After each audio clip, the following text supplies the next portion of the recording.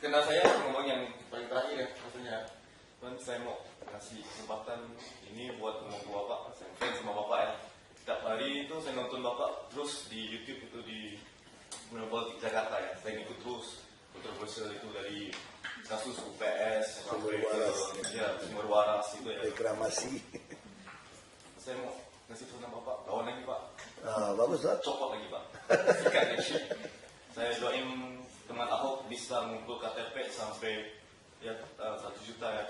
Terus menang lagi Pilgub 2017, Cawapres 2019, gantikan sama Pak Tepak Jokowi aja terus. Terima kasih ya Pak.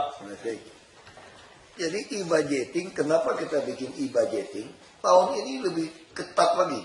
Kita sudah bikin template supaya para developer bisa membuat aplikasi dengan mudah. Karena ini open data, ini aplikasi bisa buat dengan mudah.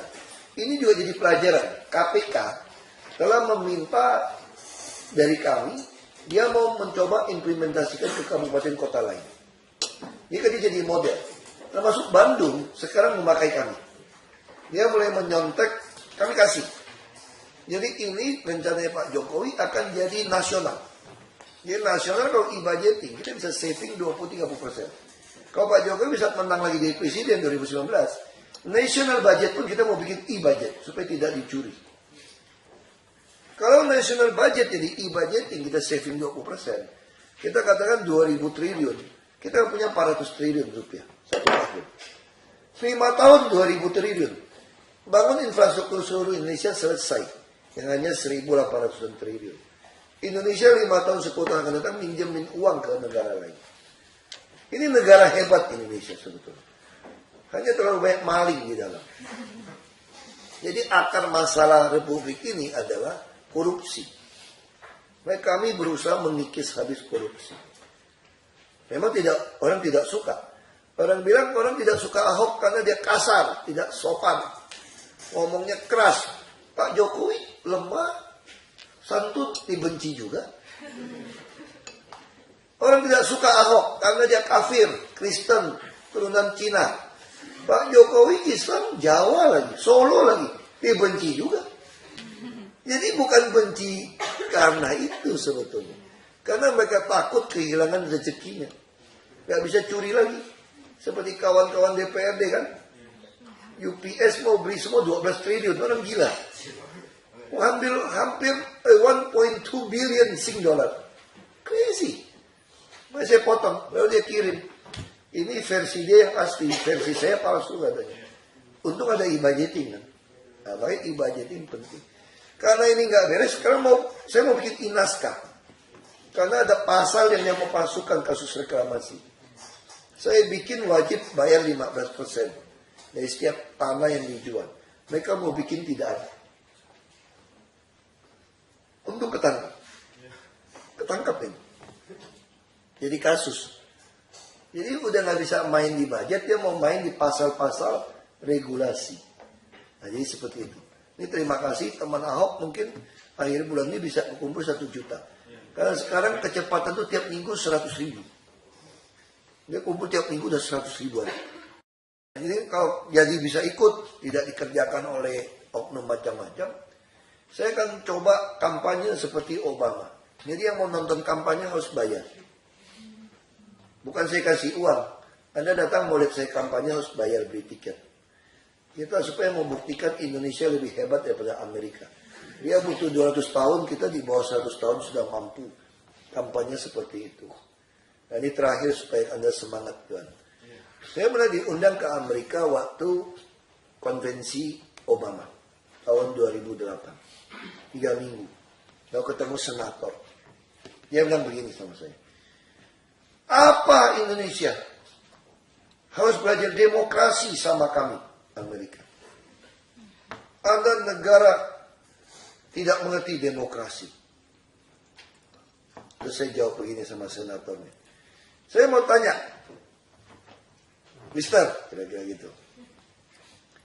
Kalau Obama itu Islam, Muslim, apakah kalian pilih dia? Oh tidak. Karena Republikan kan agak ortodok Kristen. Oh tidak. Kalian saja Indonesia mau pilih Obama yang seperti itu. Terus saya bilang, kalau begitu Anda harus belajar sama kampung saya. Belitung Timur, Kabupaten Belitung Timur.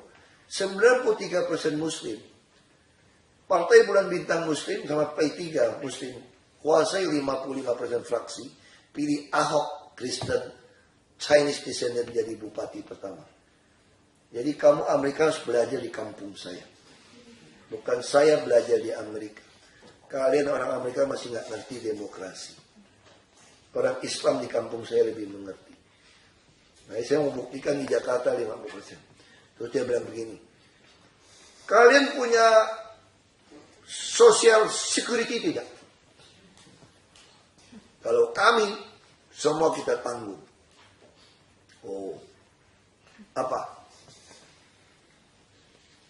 Saya mau bikin, saya bilang. Saya lagi mau bikin. Karena waktu itu kan 2008. Belum bikin, saya belum masuk nasional parlemen. Saya ada cita-cita masuk nasional parlemen, saya mau keluarkan BPJS. Supaya semua orang punya social security. Berapa kamu maunya? Ya nggak usah banyak-banyak untuk orang pensiun, retire. 150.000 cukup. Ya, $15. Lalu Amerika 10.000. Apa? Kami orang Amerika, tukang cuci piring pun dapat $3.000. Sopir truk $5.000. Buat bisa makan apa? Hanya $15 satu bulan. Saya bilang begini. Kamu $3.000 orang miskin kan? Kalau kami di kampung, penduduk kami punya $100 saja, $150 gajinya sebulan, sudah kredit motor, beli motor. Karena kami biaya hidup lebih murah. Anda lebih mahal. Lalu dia nggak mau kalah. Kamu punya 911 tidak? Saya giving 119 ini. Tapi belum canggih. Kita ada 112, 119 ini. Tapi nggak dapat 119. Kita mau 112 karena emergency call handphone di Indonesia itu 112. Kalau 911 10 menit ada emergency. Kalau kami tidak sampai, sue kami. Itu hebat negara kami. Wah, saya kalah. Saya nggak bisa ngomong. Tapi saya nggak mau kalah juga. Saya tunjuk dia, kasih dia. Lihat tuh burung Garuda kami. Ini mirip-mirip dengan burung elang kamu. Eagle Amerika loh. Sama-sama lihat ke sebelah kanan kepalanya. Saya bilang. Kamu tahu nggak apa yang bedakan burung elang kamu dengan burung elang kami? Burung elang kami lebih gentleman. Burung elang kamu tidak gentleman. Dia nggak marah sama saya. Kamu lihat baik-baik. Itu pita. Tab bawah. Bhinneka Tunggal Ika. Ini bahasa Jawa kuno. Bhinneka Tunggal Ika. Bahasa dasarnya bahasa Sanskrit. Diversity in United. Dan punya kamu sama. Ada pita itu. Kamu bahasa Latin. I pluribus unum. Elangnya Amerika ada. Tapi tahu nggak beda di mana? Punya kami pegang loh. Yang punya Anda gigit dengan paru, pik, burung elang. Kamu gigit pitanya itu. Artinya apa? Kalau burung elang kamu lapar, kamu lepas itu pita. Mau makan loh. Makanya kamu Amerika itu pragmatis. Lihat keuntungan mana? Pita bisa dibuang-buang, Bhinneka Tunggal Ika bisa dibuang-buang. Tapi kalau bangsa kami nggak boleh buang, harus dipegang. Karena kami ribuan suku, etnis, bahasa. Indonesia bisa pecah. Kalau pita Bhinneka Tunggal Ika dibuang.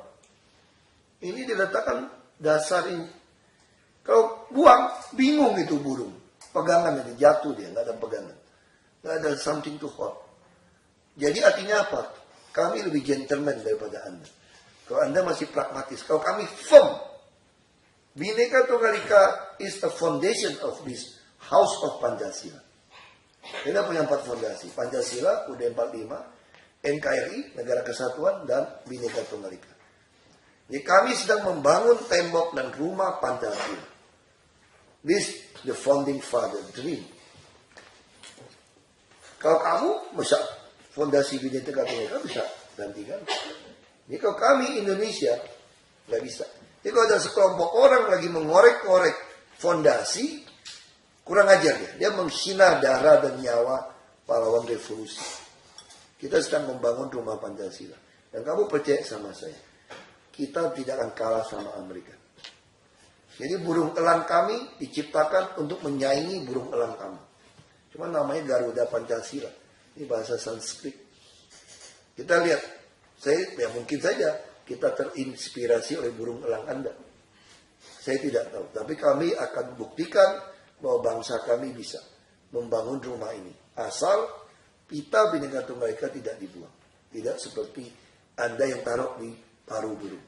Wah, dia marah sama saya. Minimal satu-satu seri. Kira-kira itu. Terima kasih.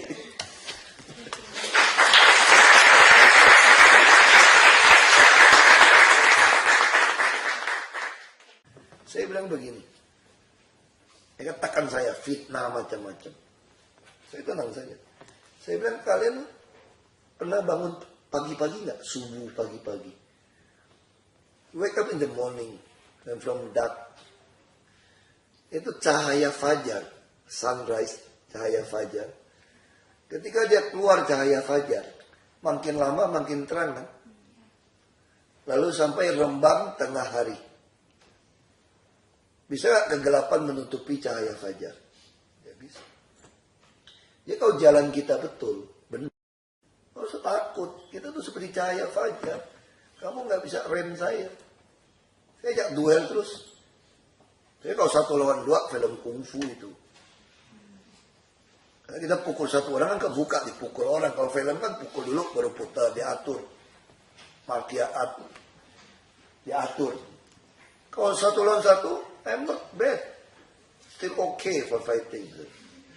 1 lawan 1 gitu. Jadi memang kurang ajar aja fitnah terus. Sebagai kasus sumber waras. Itu nggak waras itu. Di mana ada di Republik ini beli harga tanah, harga teks. Harga NJOP, pajak adalah yang terendah dalam undang-undang kita. Saya beli harga NJOP kok. Nilai objek pajak ya. Nilai jual objek pajak terendah. Itu undang-undang mengatur. Saya tekan si pengusaha jual yang terendah. Mungkin nggak kebagian komisi kali mereka. Hampir semua tanah pemerintah termasuk gedung KPK itu dibeli harga pasar. Termasuk gedung LKPP. Kok nggak salah? Saya beli rumah sakit. Kalau bikin AMDAL, analisa dampak lingkungan. Pakai uang nggak? Sosialisasi pakai uang nggak? Kita beli rumah sakit, langsung bangun rumah sakit, itu nilainya nggak dihitung semua. Berapa keuntungan untuk pemerintah? Periksa uang saya. Kok diperiksa semua rekening saya? Boleh periksa gaya hidup saya. Saya santai-santai saja hidup saya. Saya nggak suka uang, saya sukanya ribut saya bilang. Hobi ribut, kalau ribut saya pasti hobi. Jadi korupsi di Indonesia kalau mau bersih, satu kunci adalah transparansi, lalu pembuktian harta terbalik. Bagaimana gaya hidup Anda, pajak yang Anda bayar. Ini KPK sudah periksa saya habis-habisan. Karena dulu ketua yang lama mau ngincer saya. Nah saya senang. Saya suka makin diincer, saya makin senang. Kenapa? Karena akhirnya dia akan mengaku. Semua orang punya nurani. Dia punya konsain sebagai nurani, dia akan bilang bahwa saya pejabat yang jujur. Karena persepsinya dia nggak mungkin pejabat nggak jujur. Dan saya punya track record panjang. Saya pernah jadi lokal parlemen di Belitung Timur, di kabupaten. Saya pernah jadi bupati di Belitung Timur. Saya pernah jadi anggota DPR, Parlemen Nasional Parlemen. Saya pernah jadi wagub, sampai jadi gubernur. Ya, silakan. Tentu mereka berpikir, mana ada pejabat Indonesia yang jujur? Pasti korup. Makanya orang kalau diperiksa BPK, National Auditor, itu kayak Almighty God itu dia. Gak boleh salah, gak berani lawan dia. Kalau dia menganalisa dengan cara yang salah. Saya lawan. Kamu bukan Tuhan, saya bilang. Ini sudah nggak betul, ngaco kamu audit. Wah, ribut mereka. Dan Tuhan nolong saya, keluar namanya Panama Papers ketuanya. Iya itu. Kita percaya hidup ini ada Tuhan. History, sejarah. Itu kan jadi his story. Story-nya his. Itu ceritanya Tuhan. Itu history sejarah. Ya, saya percaya hidup ini ada God's providential control. Kita bilang amanah itu berarti God choose us, not we choose God. Itu arti amanah. Powers belong to God. Kamu nggak bisa rebut, nggak bisa ambil. Powers belong to God. You are nothing. So why we have to afraid? Nggak perlu. Kebenaran itu lebih penting. Dan kegelapan tidak bisa menutupi cahaya. Nggak bisa. Nggak bisa tutupin terang. Jadi kalau Anda mau, jadi di bahasa filosofi, kalau Anda punya terang benderang, transparan, maka Anda bisa menyanyikan truth. Semua bisa dapat data. Kalau semua orang bisa mendapatkan truth, itu artinya Anda menyanyikan justice. Kalau Anda bisa memberikan justice, maka Anda akan mendatangkan welfare for everybody. Jadi tugas pemerintah adalah how to administer justice. Kita bukan charity. Makanya sila kelima Pancasila Indonesia itu bukan charity for all, but justice for all. Keadilan sosial bagi seluruh Indonesia, bukan bantuan sosial. Misalnya tadi saudara datang ke sini, banyak rampok di luar sebut, tapi kan ada security, Anda safe semua masuk sini. Itu namanya charity, ada bantuan, ada security. Coba kalau ada security, kalian sudah di rob dan dipukul. Tapi kalau kalian datang ke sini, ada atau tidak ada security, tetap safe, that means justice. Jadi tugas kita adalah provide justice for all. Nah, dalam pemerintah kita mengadminister justice. Itu prinsipnya. Lalu bagaimana jadi pejabat? Anda tanya korupsi. Easy to be a government. Actually really easy. Compare to private sector, lebih mudah jadi pejabat. Kita nggak perlu pikir hutang bank, bunga. Kita kayak preman kan, semua dipajakin. Pay tax. You lose, that's your business, not mine. You profit, come on, 28%. You sell something, come on, 10% added value. You not yet get the profit. I don't care, 10% value added tax. That's the government. Everything, tax and tax. Every water you drink, pay tax. You want to develop company, pay tax. Pegawai, lebih kasihan lagi. Kerja setengah mati. Belum lihat uangnya, sudah dipotong tax. Ya kan? Ini government. Jadi government mudah. Yang penting kamu no accept bribery. You will twist justice. Second, no partiality. I don't care who you are. I just stick on constitution. I don't care. Ya, orang tanya sama saya waktu saya masuk ke politik. Pertanyaannya lucu. Ini teman papa saya, ayah saya. Kamu mau main politik ya? Nah, ini haji, dia ini haji. Teman bapak saya. Di kampung saya itu 93% muslim. Saya sekolah Islam sampai SMP. Makanya saya bisa 2 kalimat syahadat juga.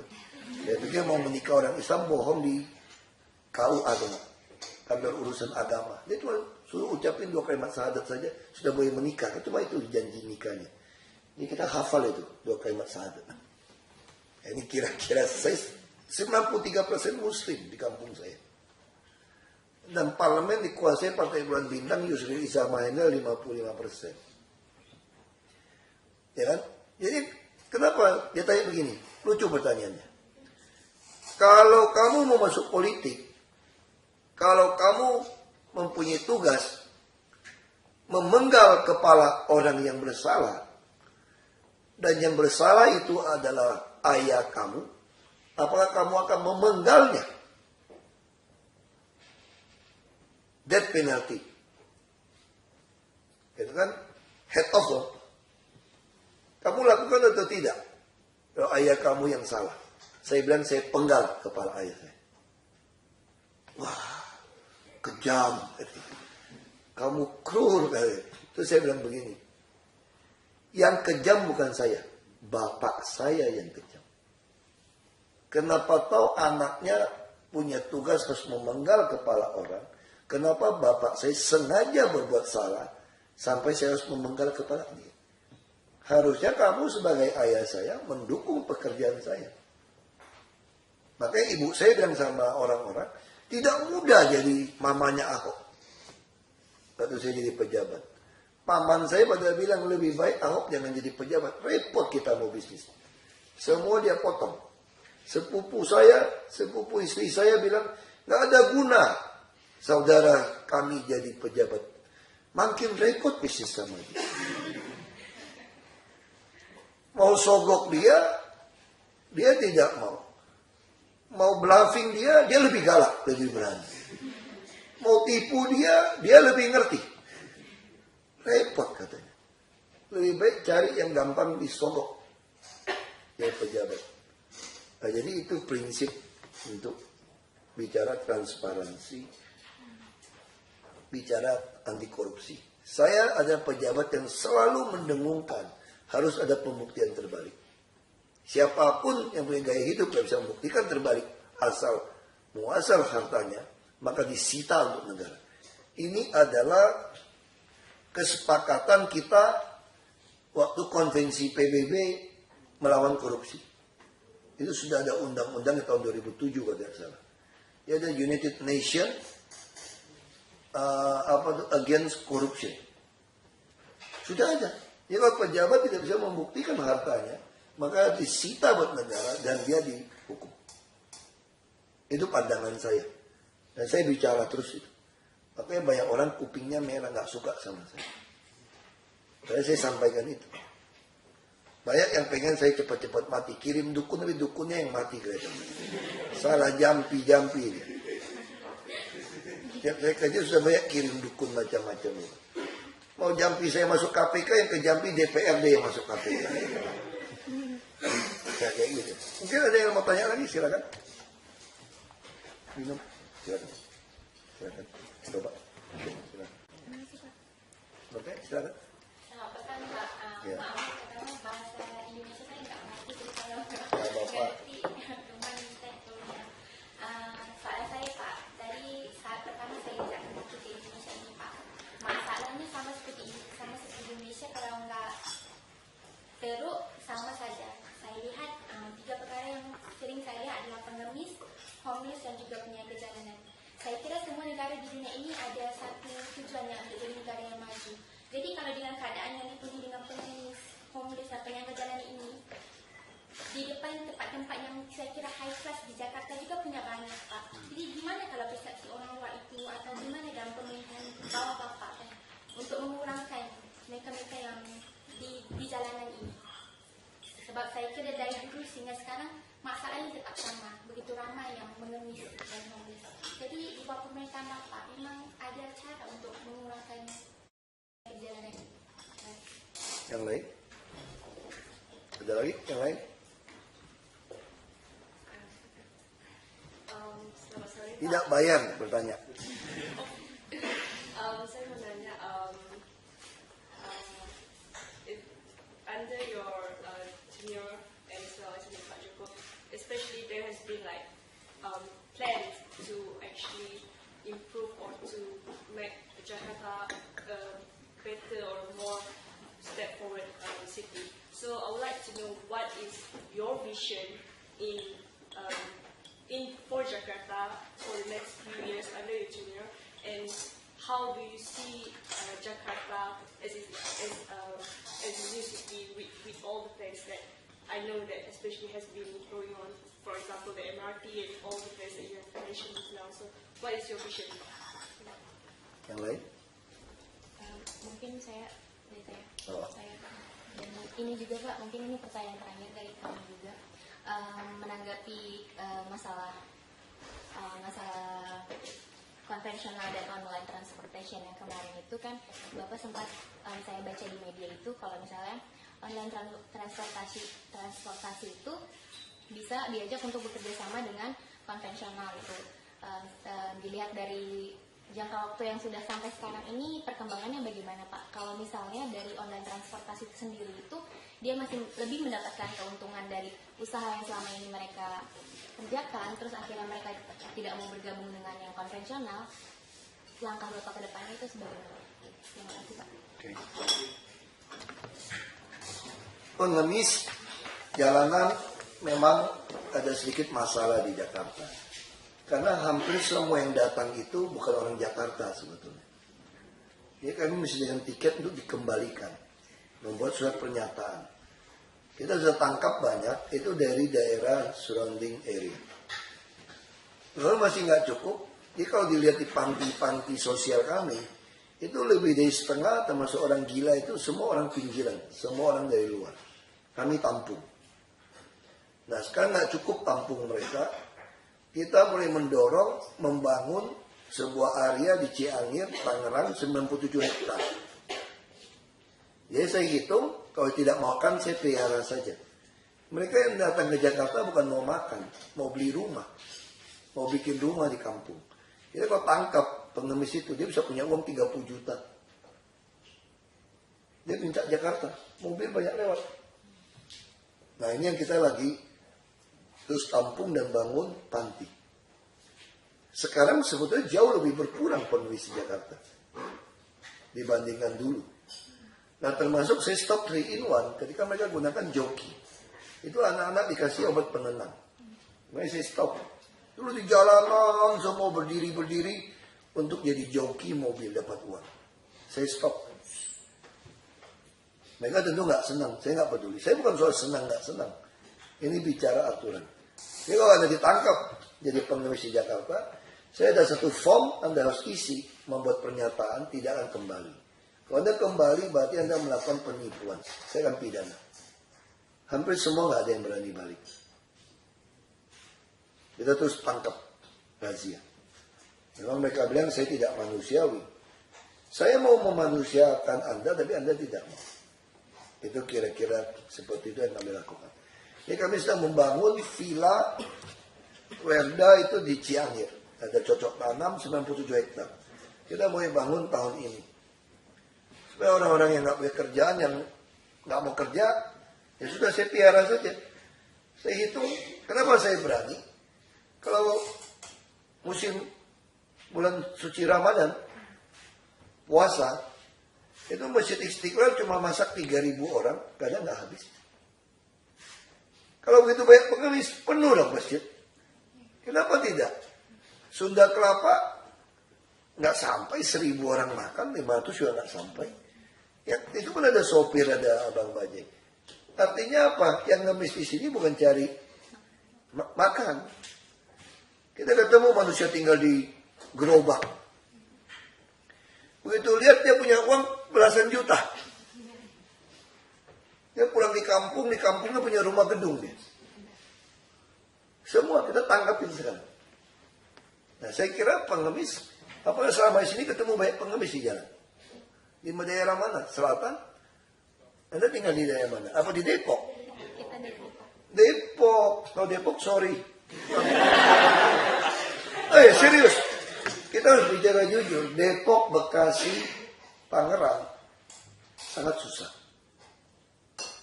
Karena rumah sakit pun susah, baik ke kita. Jadi saya ngomong dia tersinggung. Depok Anda lihat saja, Depok tuh jorok sampah sungainya semua. Anda boleh lihat. Anda boleh bandingkan kok. Anda masuk Jakarta different. Jakarta total different. Boleh lihat. Kirim sampah, oke, saya ambil semua, saya urusin. Sungai-sungai kita lebih bersih sekarang. Kita kalau kesehatan bagus sekali, kita bisa urus. Gitu. Nah. Pak, kalau di Jakarta itu yang sering kita lihat itu penjaga-penjaga di jalanan. Kalau di Malaysia itu Apa jalannya? penjaga-penjaga Oh, PKL, vendor street. Iya. Jadi kalau di Malaysia itu Pak, kita mungkin belajar untuk mengurangkan toko-toko di jalanan itu karena nggak cantik dilihat dulu. Enggak, kita lakukan terus. Kita lakukan terus. Bahkan kita membangun banyak unit apartemen, rusun, semua itu bawahnya tempat jualan. Kita tentu nggak bisa bersihkan semua. Sekarang Anda lihat National Monument kami. Dulu full vendor street. Clean, 80 hektar. Berdarah-darah, berantem. Kita bikin berdarah-darah. Saya mau Anda clean. Kita kasih Anda kerja. Nah, lalu beberapa, misal contoh dekat masjid, kalau Anda mau ke bandara, dekat Emporium Mall, itu semua di jalan. Sekarang semua masuk ke dalam. Termasuk di Casablanca, udah mulai masuk ke dalam. Tentu kita butuh waktu membangun tempat. Tapi Jakarta relatif sudah mulai lebih baik. Tapi yang naik sepeda bagaimana? Di trotoar. Ini sedikit berdebat. Makanya Taman Sudirman mulai nggak jualan. Boleh. Saya mau lebarkan trotoar sampai 10 meter. Kita lagi dorong. Jadi kita mau tempatkan mereka sesuai posisinya. Jadi vendor street kita dorong terus. Termasuk kota tua. Dulu Plaza Fathahillah penuh pedagang. Hampir 1000. Sekarang clean. Kita dorong ke Tongkol. Jadi lagi siapkan. Nah, apa udah sebagus Malaysia, Singapura? Belum. Karena kita baru mulai. Itu pun saya sudah dianggap melanggar HAM. Human rights. Saya bilang hak asasi manusia. HAM apa? Hamburger saya bilang. Kita bongkar banyak sekali tempat usaha termasuk di saluran-saluran air. Nah itu yang kita lakukan. Nah sekarang kita sudah mulai, kalau Anda tadi di Smart City, mungkin tadi nggak sempat lihat. Kita mulai pendataan vendor street. Saya tahu posisinya ada di mana. Termasuk sudah lolos BPOM nggak? Badan Pengawasan Obat Makanan atau FDA, Food Drug. Yang itu kita udah kasih. Lalu kita kasih dia bantuan modal. Nah jadi kita mulai mendaftar. Kita juga linkkan dengan Zomato dan GoFood. Untuk orang order. Jadi itu dalam rangka kita memelihara vendor street. Kita juga mulai coba bangun kayak Lenggang Jakarta. Sekarang ada selisih harga. Saya mulai ngerti. Selisih harga mereka nggak bisa. Nanti kita lagi mau siapkan tempat toko-toko. Mereka hanya bayar Rp4.000 sehari. Bayar preman bisa Rp60.000 sehari. Jadi kita lagi ngatur, bangunin, mulai geser masuk. Ini Monas 80 hektar. Saya tahun ini akan mulai bangun menggali underground. Itu bisa tampung hampir 800-an vendor street. Termasuk buat parkir. Nah ya kita terus kerjakan ini. Termasuk desain terbaru kami untuk shelter bus itu 2 stall. Jadi atasnya adalah untuk vendor street. Baru bawahnya untuk halte bus. Nah ini kita lagi udah dapat desainnya, kita lagi mau kerjain. Jadi kita mau push vendor street termasuk jembatan penyeberangan orang, bridge, sky bridge. Itu terlalu kecil. Kita pengen bikinnya jembatan penyeberangan multifunction. Supaya apa? Bisa untuk vendor street. Mereka hanya 4.000 bayar satu hari. Jadi kami siap kasih dia kredit 5 juta sampai 10 juta. Dengan ada gerobak 9,5 juta. Saya menyediakan 1 triliun rupiah 1 tahun. Untuk kasih mereka kredit. Tapi yang bisa diserap hanya 300 miliar. Kenapa? Karena mereka tidak jujur. 4.000 pun tidak bayar. Ini kalau tidak jujur saya tidak kasih. Ini persis seperti hubungan orang tua. Kalau tidak jujur nggak boleh. Makanya saya bilang nggak semua orang suka sama saya. Saya bukan sinterklas. Saya sedang memaksa Anda untuk jujur. Nah itu yang kita lakukan. Jadi kita mulai pendataan dengan sistem. Kenapa? Waktu dibagi toko vendor street ini, dia jual. Pulang kampung. Dan yang bayar jualan vendor street yang liar ini bukan KTP Jakarta. Saya pun baik hati. Mau jadi KTP Jakarta, saya kasih jadi penduduk Jakarta. Asal ada usaha. Saya adalah gubernur pertama yang tidak pernah bicara kepada orang Jakarta kota tertutup. Jadi kalau mudik, lebaran, mau pulang kampung, pasti waktu pelepasan bus gubernur mau bicara begini dalam pidato speech. Bapak Ibu, kita doakan supaya selamat sampai tempat tujuan. Selamat Hari Raya Idul Fitri. Mohon maaf lahir batin. Dan mohon jangan membawa saudara sanak famili kembali setelah lebaran usai. Ya, begitu. Itu pidato umum. Teks. Kalau saya pidato bagaimana? Oh beda. Bapak-bapak, ibu-ibu, silakan bawa sanak famili keluarga datang ke Jakarta. Bawa saja yang banyak. Asal bawa uang. Boleh beli hotel, beli apartemen. Kalau mau jadi pembantu, tidak apa-apa. Karena pembantu terserap semua. Jadi, asisten rumah tangga. Silakan. Karena kamu ditampung oleh tuannya. Oleh nyonyanya. Saya bicara seperti itu. Makanya saya pengen semua slum area, I want to demolish. Mari kita bangun banyak sekali rumah susun. Apartemen, low cost apartemen. Why? Karena orang miskin selalu ada sama kita. Di semua kota. Mari kami mau membangun untuk inkubator. Supaya mereka bisa tinggal di situ. Jadi apa visi kita, DKI? Gampang ingat visi saya. Visi betulnya gini, jadikan kota Jakarta modern, tertata rapi, dengan aparat yang suka melayani. Itu visi. Pusing untuk ingatnya. Kalau visi saya gampang, membuat penuh otak, perut, dompet. Itu saja. Membuat penuh otak artinya apa? Dari sisi pendidikan, rohani, kebahagiaan dan budaya penuh. Perut penuh artinya sehat, bisa makan banyak. Dompet penuh arti daya beli. Lalu bagaimana mengukur itu semua? Ada MDGs. Ada Human Development Index. Ada Happiness Index untuk mengukur. Jadi vision harus terukur. Yang punya saya terukur sampai angka. Makanya saya senang tahun ini saya akan juara satu Indonesia MDGs. Number 1. Kita ukur. Jadi target pembangunan saya adalah manusia. Bukan gedung. Ini semua pelengkap. Targetnya manusia. Lalu bagaimana untuk mencapai visi ini? Anda harus punya misi. Untuk mencapai visi, vision, you have mission. The first and important mission is bureaucrat. They have to be a servant. Maka kita membentuk one stop service. Kita namakan PTSP, yang terpadu satu pintu. We think and act like a broker, but very kind and generous broker. You just come, what's your problem? We solve your problem.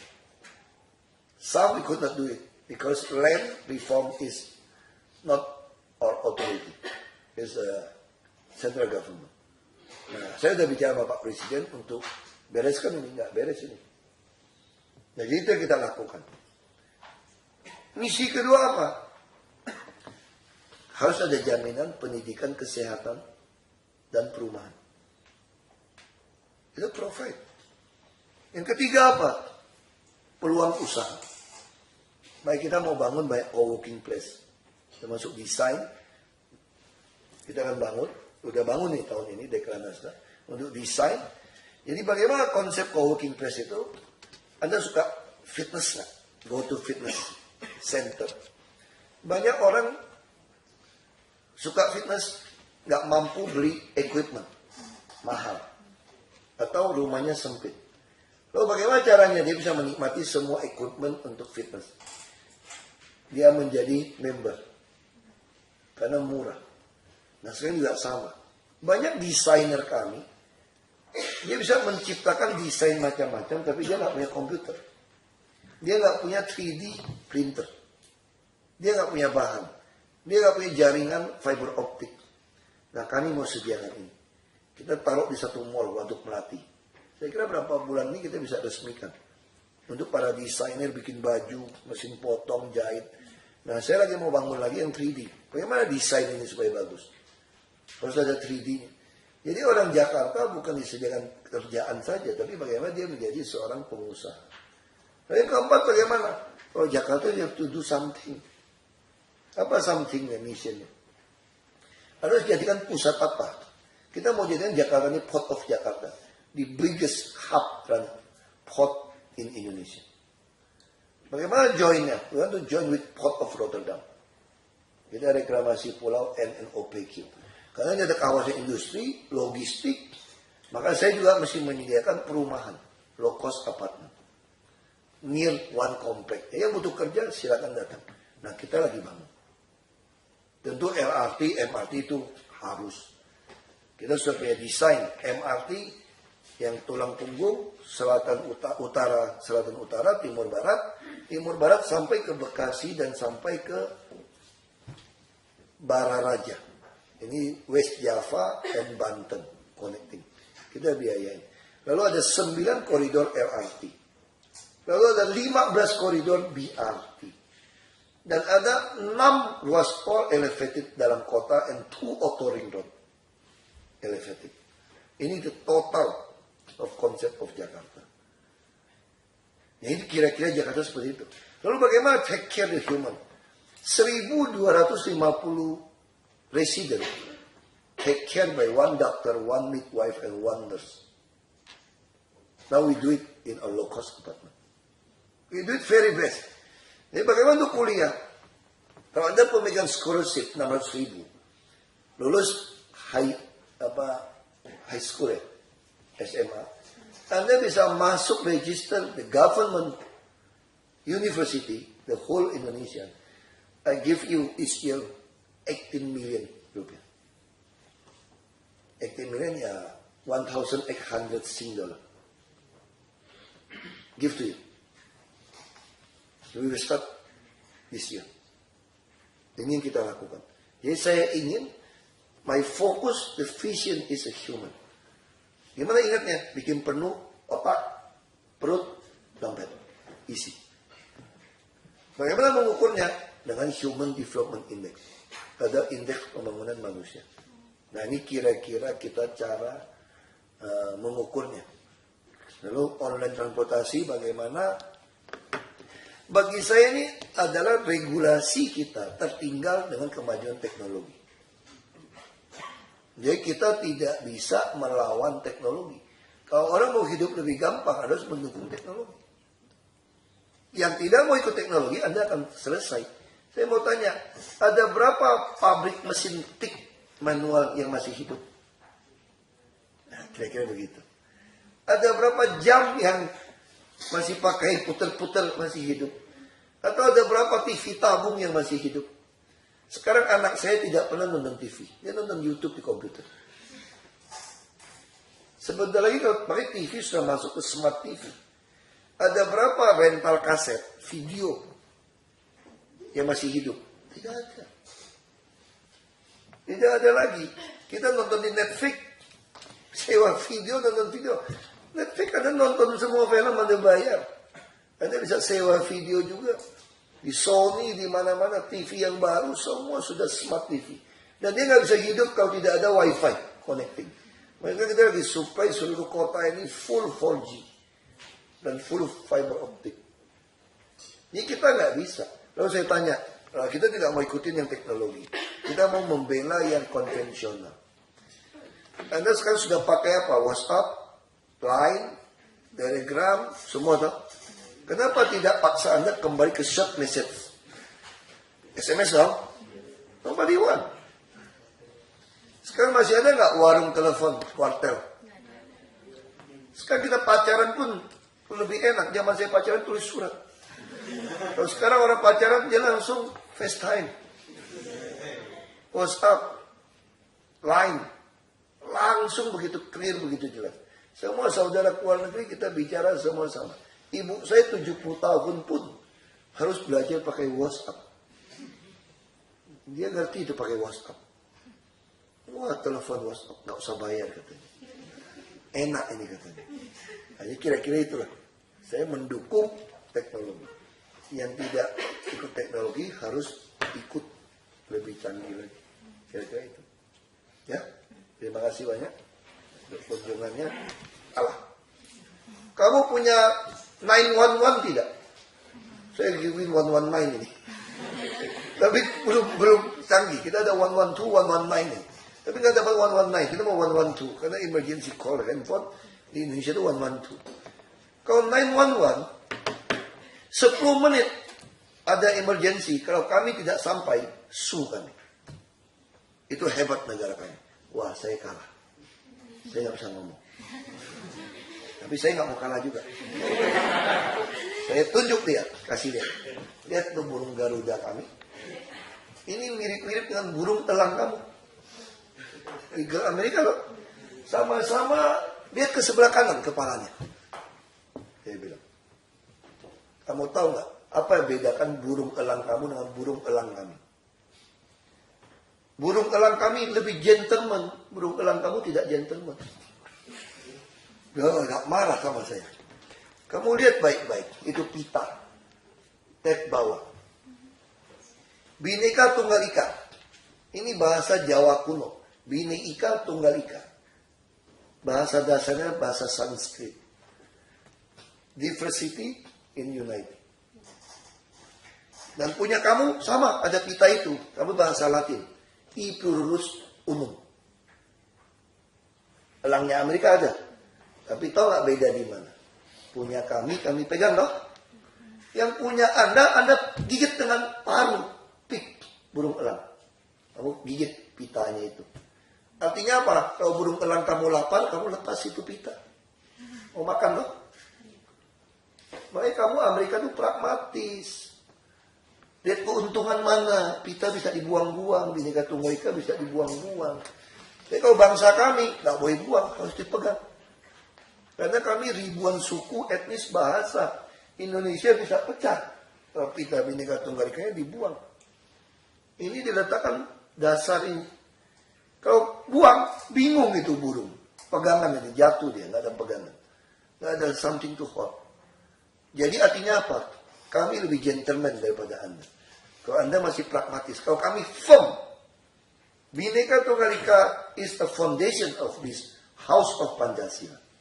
Kita punya 4 fondasi. Pancasila, UUD 45, NKRI, Negara Kesatuan, dan Bhinneka Tunggal Ika. Jadi kami sedang membangun tembok dan rumah Pancasila. This the founding father dream. Kalau kamu bisa fondasi Bhinneka Tunggal Ika bisa gantikan. Jadi kalau kami Indonesia nggak bisa. Jadi kalau ada sekelompok orang lagi mengorek-korek fondasi, kurang ajar dia. Dia menghina darah dan nyawa pahlawan revolusi. Kita sedang membangun rumah Pancasila. Dan kamu percaya sama saya, kita tidak akan kalah sama Amerika. Jadi burung elang kami diciptakan untuk menyaingi burung elang kamu. Cuma namanya Garuda Pancasila. Ini bahasa Sanskrit. Kita lihat, ya mungkin saja kita terinspirasi oleh burung elang Anda. Saya tidak tahu. Tapi kami akan buktikan bahwa bangsa kami bisa membangun rumah ini. Asal pita Bhinneka Tunggal Ika tidak dibuang. Tidak seperti Anda yang taruh di paru burung. Wah, dia marah sama saya. Minimal satu-satu seri. Kira-kira itu. Terima kasih.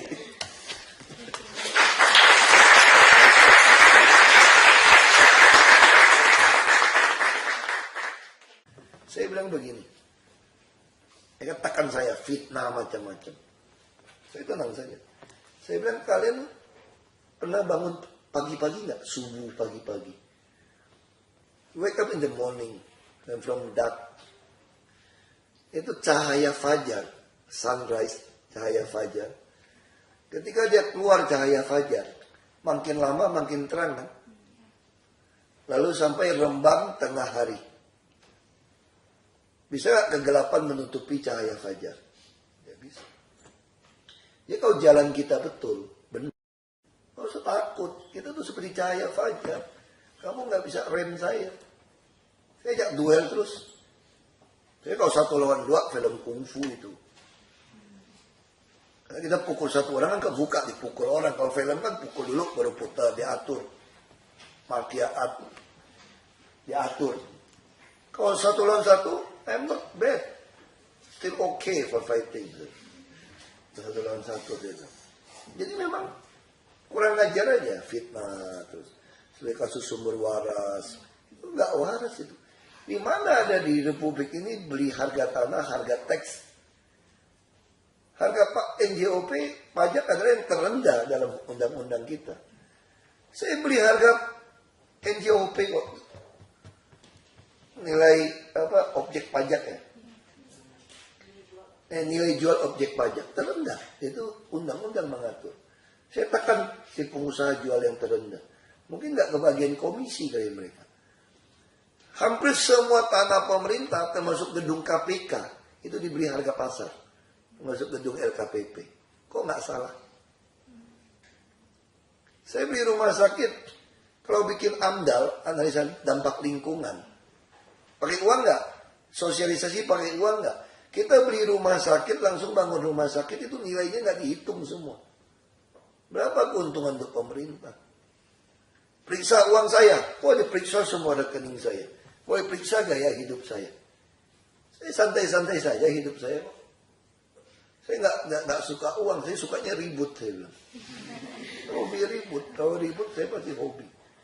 Jadi korupsi di Indonesia kalau mau bersih, satu kunci adalah transparansi, lalu pembuktian harta terbalik. Bagaimana gaya hidup Anda, pajak yang Anda bayar. Ini KPK sudah periksa saya habis-habisan. Karena dulu ketua yang lama mau ngincar saya. Nah saya senang.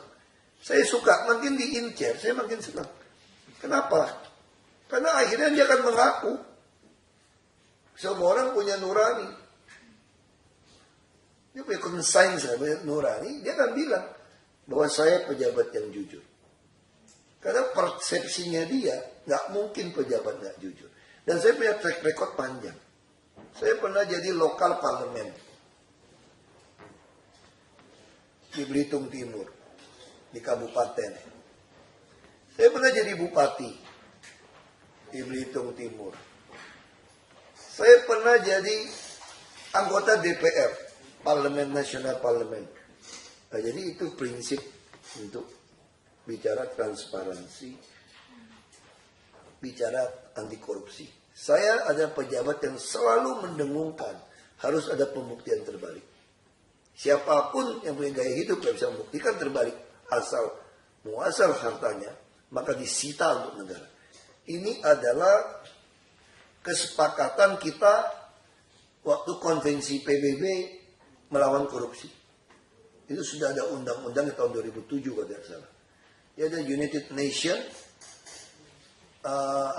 against corruption. Sudah ada. Ya kalau pejabat tidak bisa membuktikan hartanya, maka disita buat negara dan dia dihukum. Itu pandangan saya. Dan saya bicara terus itu. Makanya banyak orang kupingnya merah, nggak suka sama saya. Saya sampaikan itu. Banyak yang pengen saya cepat-cepat mati. Kirim dukun, tapi dukunnya yang mati kelihatannya.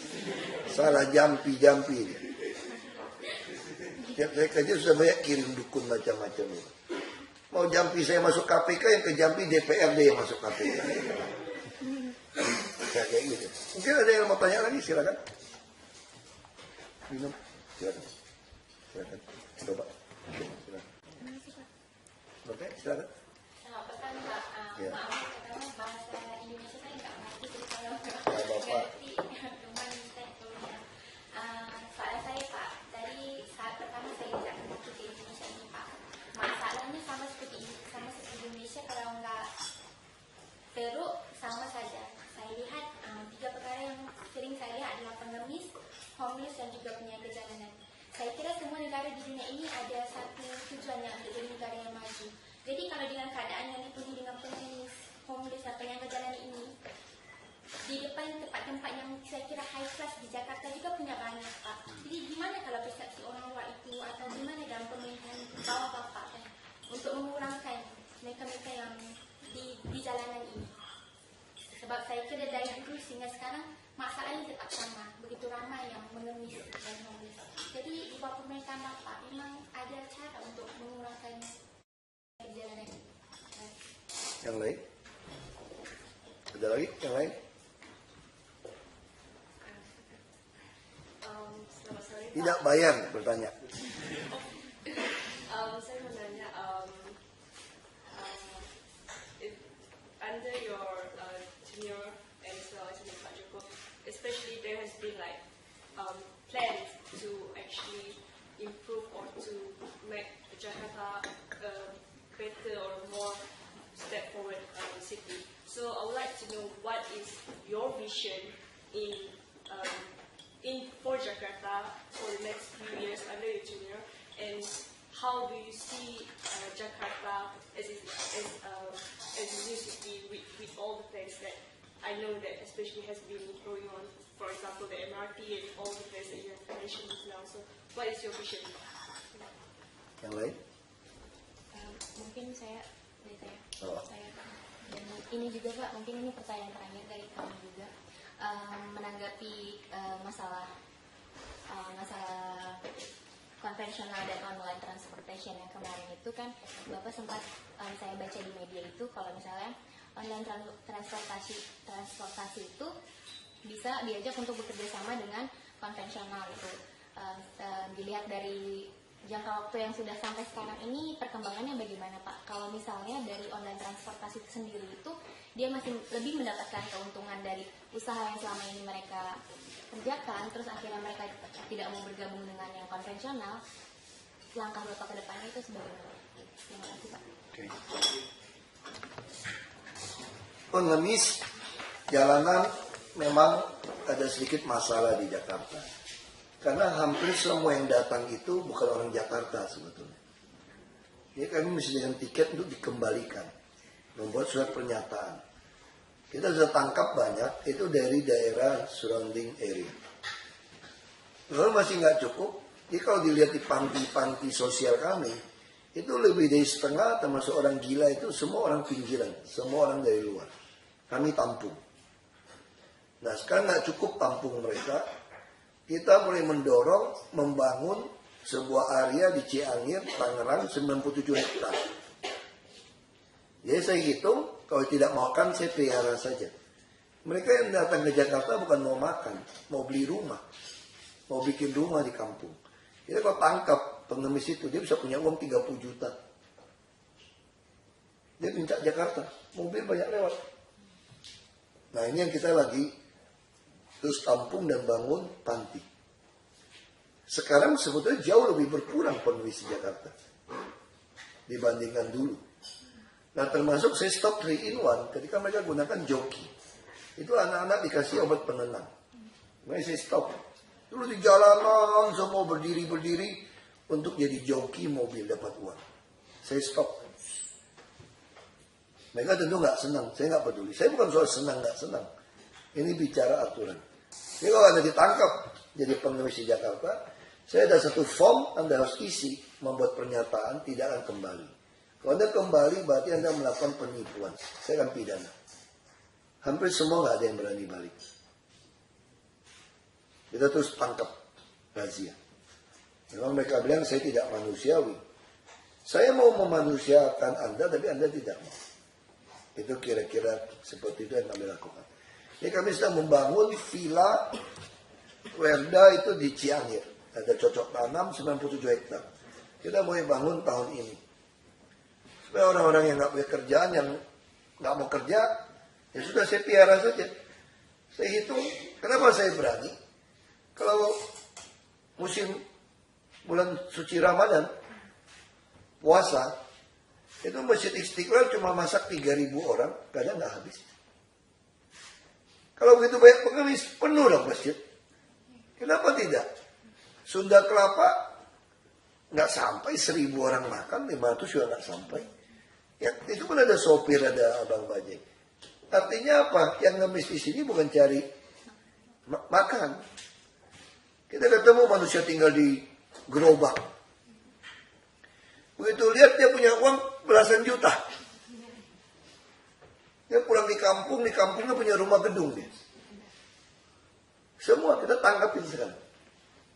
Nah saya kira pengemis Apakah selama di sini ketemu? Saya nama saya Juan dari Malaysia Pak. Dan saya mau tanya salah satu kebijakan koalisi Bapak itu e-budgeting ya. Gimana itu Pak? Itu yang pertama ya Pak. Yang kedua tuh kena saya ngomong yang paling terakhir ya maksudnya. Dan saya mau kasih kesempatan ini buat ngomong ke Bapak. Saya fans sama Bapak ya. Setiap hari itu saya nonton Bapak terus di YouTube itu di Politik Jakarta ya. Saya ngikut terus kontroversial itu dari kasus UPS sampai ke Sumber Waras itu ya. Reklamasi. Saya mau kasih pesan Bapak, lawan lagi Pak. Bagus lah. Copot lagi Pak. Sikat lagi. Saya doain teman Ahok bisa ngumpul KTP sampai ya 1 juta ya. Terus menang lagi Pilgub 2017, Cawapres 2019, gandingan sama Pak. Terima kasih ya Pak. Oke. Jadi e-budgeting, kenapa kita bikin e-budgeting? Tahun ini lebih ketat lagi. Kita sudah bikin template supaya para developer bisa membuat aplikasi dengan mudah. Karena ini open data, ini aplikasi bisa buat dengan mudah.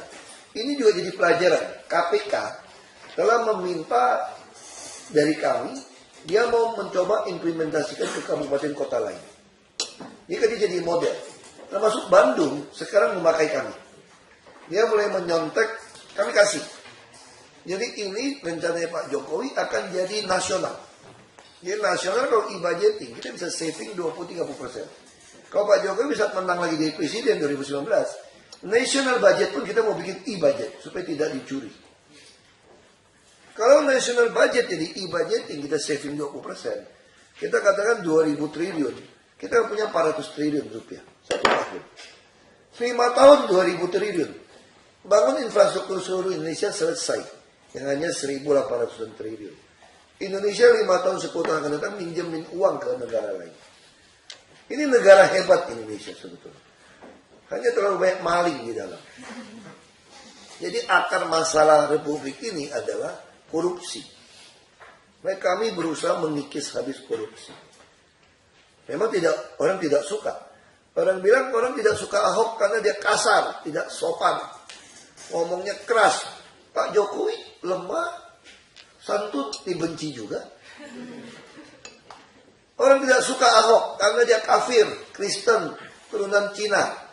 Pak Jokowi Islam, Jawa lagi, Solo lagi, dibenci juga. Jadi bukan benci karena itu sebetulnya. Karena mereka takut kehilangan rezekinya. Gak bisa curi lagi. Seperti kawan-kawan DPRD kan. UPS mau beli semua 12 triliun. Orang gila. Hampir 1.2 billion Sing dollar. Crazy.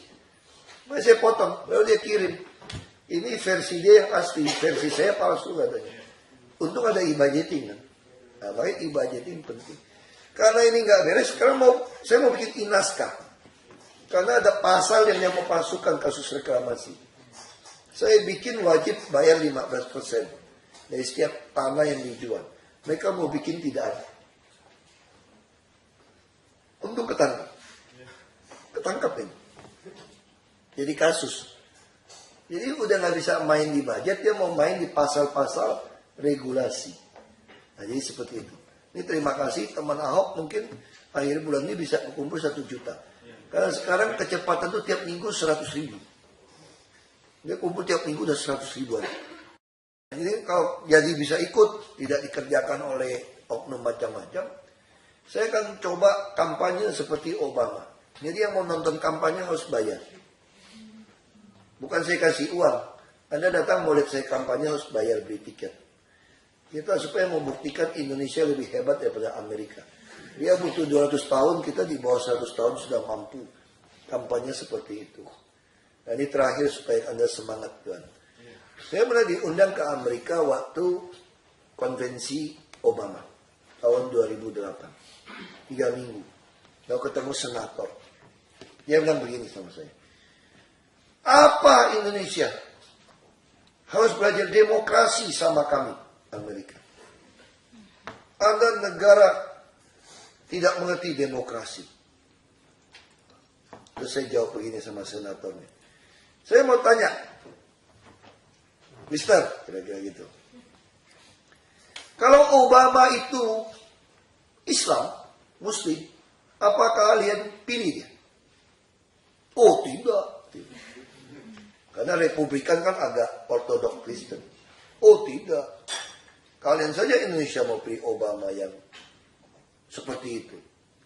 Terus saya bilang, kalau begitu Anda harus belajar sama kampung saya.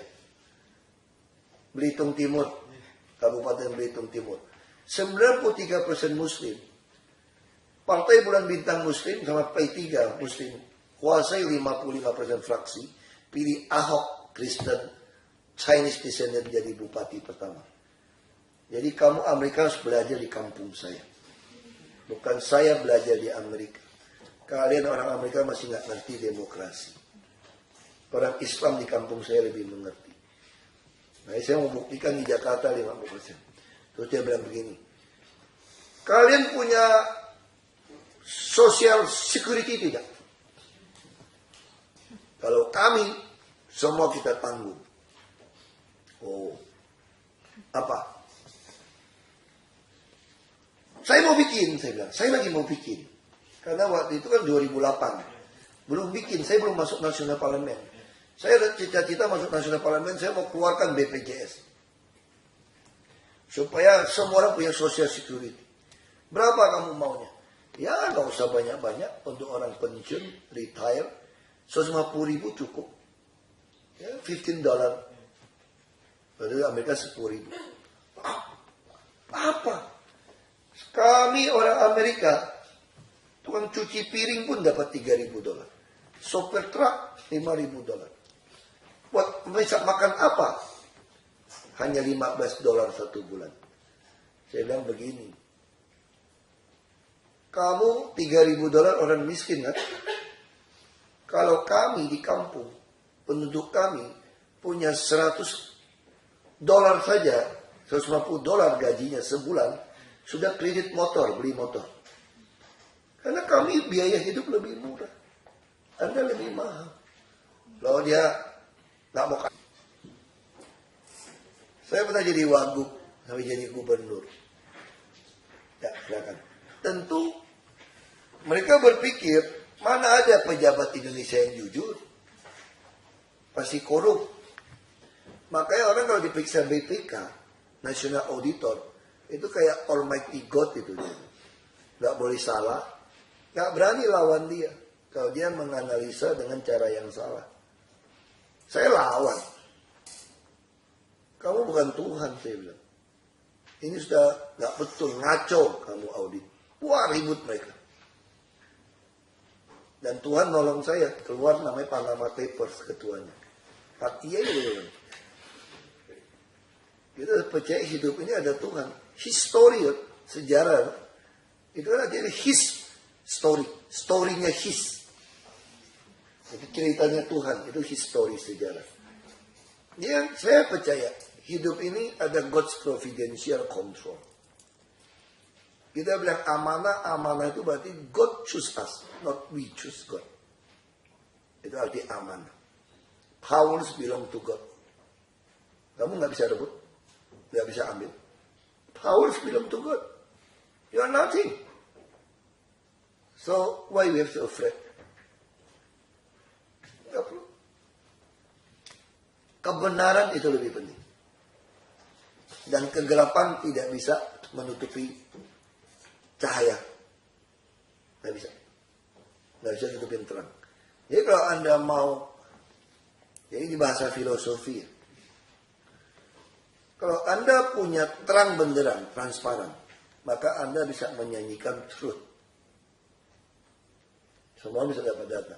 Kalau semua orang bisa mendapatkan truth, itu artinya Anda menyanyikan justice. Kalau Anda bisa memberikan justice, maka Anda akan mendatangkan welfare for everybody. Jadi tugas pemerintah adalah how to administer justice.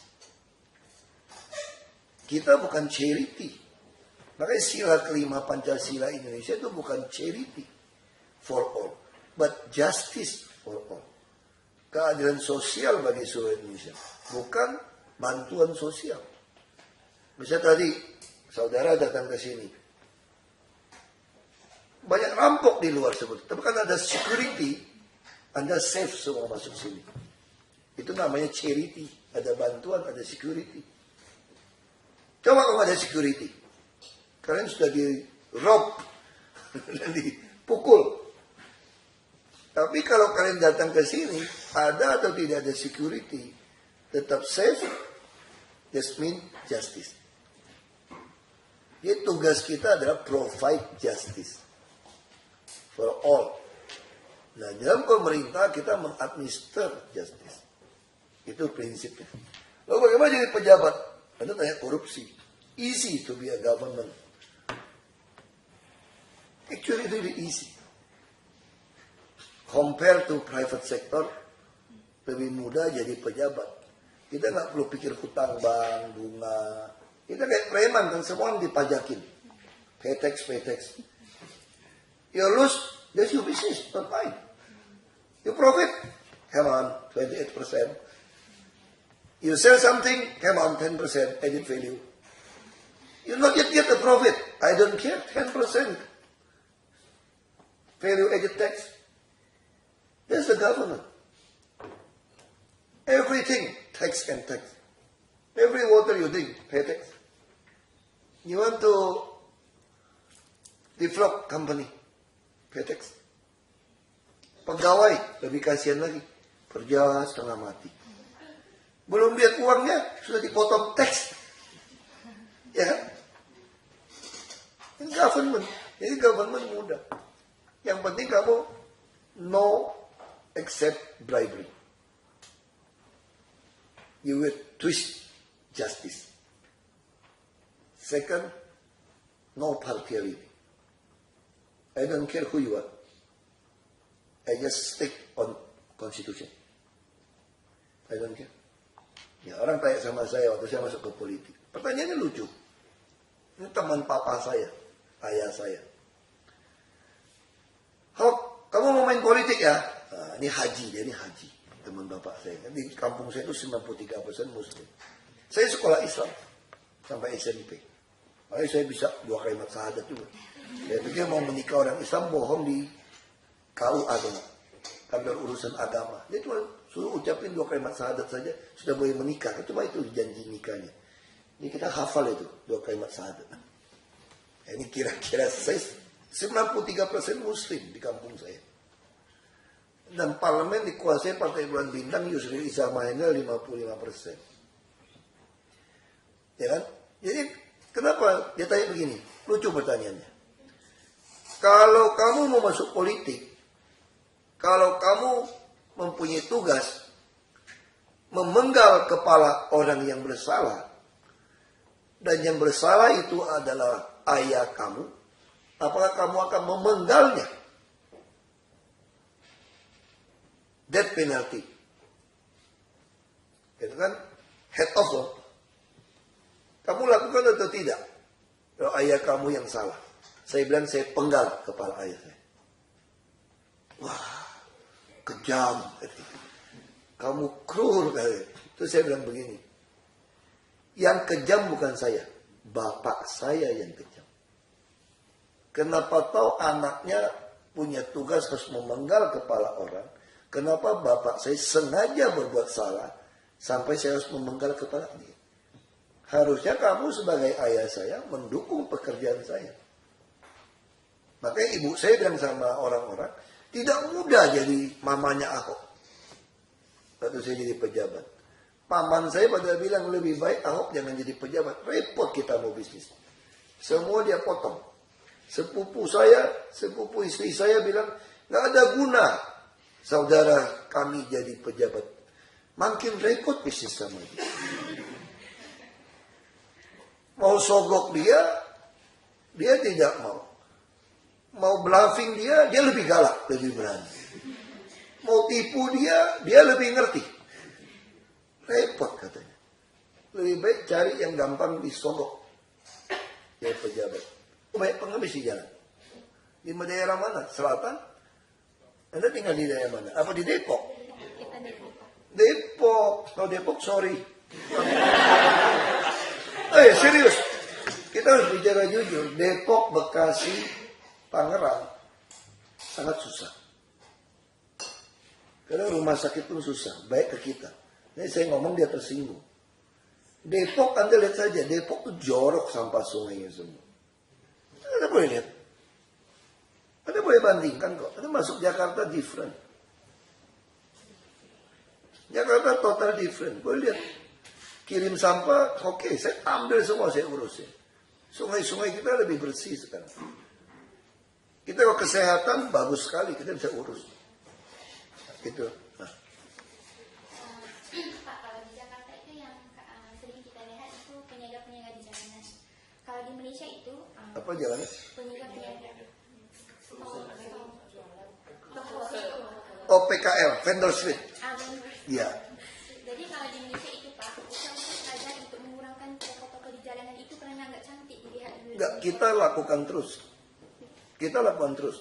Bahkan kita membangun banyak unit apartemen, rusun, semua itu bawahnya tempat jualan. Kita tentu nggak bisa bersihkan semua. Sekarang Anda lihat National Monument kami. Dulu full vendor street. Clean, 80 hektar. Berdarah-darah, berantem. Kita bikin berdarah-darah. Saya mau Anda clean. Kita kasih Anda kerja. Nah, lalu beberapa, misalnya contoh dekat masjid, kalau Anda mau ke bandara, dekat Emporium Mall, itu semua di jalan. Sekarang semua masuk ke dalam. Termasuk di Casablanca, udah mulai masuk ke dalam. Tentu kita butuh waktu membangun tempat. Tapi Jakarta relatif sudah mulai lebih baik. Tapi yang naik sepeda bagaimana? Di trotoar. Ini sedikit berdebat. Makanya Taman Sudirman mulai nggak jualan. Boleh. Saya mau lebarkan trotoar sampai 10 meter. Kita lagi dorong. Jadi kita mau tempatkan mereka sesuai posisinya. Jadi vendor street kita dorong terus. Termasuk kota tua. Dulu Plaza Fathahillah penuh pedagang. Hampir 1000. Sekarang clean. Kita dorong ke Tongkol. Ini lagi siapkan. Nah, apa udah sebagus Malaysia, Singapura? Belum. Karena kita baru mulai. Itu pun saya sudah dianggap melanggar HAM. Human rights. Saya bilang hak asasi manusia. HAM apa? Hamburger saya bilang. Kita bongkar banyak sekali tempat usaha termasuk di saluran-saluran air. Nah itu yang kita lakukan. Nah sekarang kita sudah mulai, kalau Anda tadi di Smart City, mungkin tadi nggak sempat lihat. Kita mulai pendataan vendor street. Saya tahu posisinya ada di mana. Termasuk sudah lolos BPOM nggak? Badan Pengawasan Obat Makanan atau FDA, Food Drug. Yang itu kita udah kasih.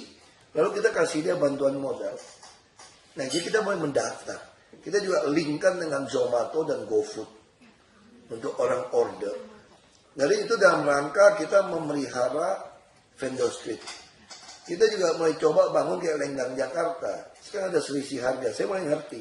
Selisih harga mereka nggak bisa. Nah ini kita lagi mau siapkan tempat toko-toko. Mereka hanya bayar Rp4.000 sehari. Bayar preman bisa 60.000 sehari. Jadi kita lagi ngatur, bangunin, mulai geser masuk. Ini Monas 80 hektar. Saya tahun ini kan mulai bangun menggali underground. Itu bisa tampung hampir 800-an vendor street. Termasuk buat parkir. Nah kita terus kerjakan ini. Termasuk desain terbaru kami untuk shelter bus itu 2 stall. Jadi atasnya adalah untuk vendor street. Baru bawahnya untuk halte bus. Nah ini kita lagi dapat desainnya, kita lagi mau kerjain. Jadi kita mau push vendor street, termasuk jembatan penyeberangan orang, bridge, sky bridge, itu terlalu kecil. Kita pengen bikinnya jembatan penyeberangan multifunction. Supaya apa? Bisa untuk vendor street. Mereka hanya 4.000 bayar satu hari. Tapi kami siap kasih dia kredit 5 juta sampai 10 juta. Dengan ada gerobak 9,5 juta. Saya menyediakan 1 triliun rupiah 1 tahun. Untuk kasih mereka kredit. Tapi yang bisa diserap hanya 300 miliar. Kenapa? Karena mereka tidak jujur. 4.000 pun tidak bayar. Ini kalau tidak jujur saya tidak kasih. Ini persis seperti hubungan orang tua. Kalau tidak jujur nggak boleh. Makanya saya bilang nggak semua orang suka sama saya. Saya bukan sinterklas. Saya sedang memaksa Anda untuk jujur. Nah itu yang kita lakukan. Jadi kita mulai pendataan dengan sistem. Kenapa? Waktu dibagi toko Federal Street ini, dia jual pulang kampung. Dan yang bayar jualan Federal Street yang liar ini bukan KTP Jakarta. Saya pun baik hati. Mau jadi KTP Jakarta, saya kasih jadi penduduk Jakarta. Asal ada usaha. Saya adalah gubernur pertama yang tidak pernah bicara kepada orang, Jakarta kota tertutup. Jadi kalau mudik, lebaran, mau pulang kampung, pasti waktu pelepasan bus, gubernur mau bicara begini dalam pidato speech. Bapak Ibu, kita doakan supaya selamat sampai tempat tujuan. Selamat Hari Raya Idul Fitri. Mohon maaf lahir batin. Dan mohon jangan membawa saudara sanak famili kembali setelah lebaran usai. Begitu. Itu pidato umum. Teks. Kalau saya pidato bagaimana? Oh beda. Bapak-bapak, ibu-ibu, silakan bawa sanak famili keluarga datang ke Jakarta. Bawa saja yang banyak. Asal bawa uang. Boleh beli hotel, beli apartemen. Kalau mau jadi pembantu, tidak apa-apa. Karena pembantu terserap semua. Jadi, asisten rumah tangga. Silakan. Karena kamu ditampung oleh tuannya. Oleh nyonyanya. Saya bicara seperti itu. Makanya saya pengen semua slum area, I want to demolish. Mari kita bangun banyak sekali rumah susun. Apartemen, low cost apartemen. Why? Karena orang miskin selalu ada sama kita. Di semua kota. Maka kami mau membangun